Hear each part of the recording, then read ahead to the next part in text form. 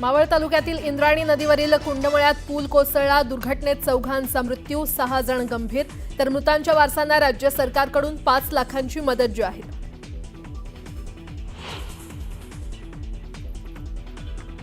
पुलासाठी 8 कोटींचा निधी मंजूर असूनही पुलाचं काम केलं नसल्याचा स्थानिकांचा आरोप। तर काम का रखडलं याची चौकशी करणार अजित पवार यांचं वक्तव्य।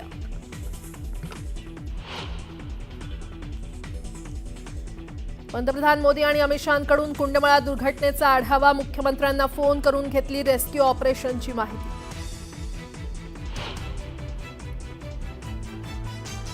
आजपासून राज्यात नवीन शैक्षणिक वर्षाला सुरुवात। नवीन प्रवेश घेतलेल्या विद्यार्थ्यांचं राज्यव्यापी शाळा स्वागत महोत्सवाद्वारे होणार स्वागत। मुख्यमंत्री आणि उपमुख्यमंत्री राहणार हजर।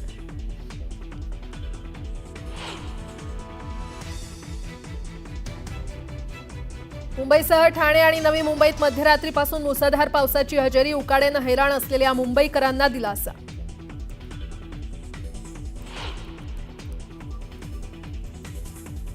कोकण रेल्वेवर आजपासून पावसाळी वेळापत्रक, मुसळधार पाऊस आणि दृश्यमानतेमुळे गाड्यांचा वेग मंदावणार।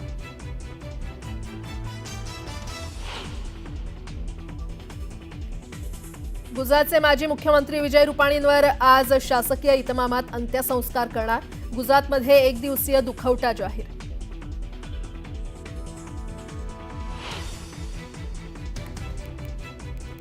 इस्रायलकडून इराणचा सर्वोच्च नेता अली खामेनींना मारण्याचा प्लॅन, ट्रम्प यांच्या नकारानंतर इस्रायलचा कट रद्द, रॉयटर्स वृत्तसंस्थेचा दावा।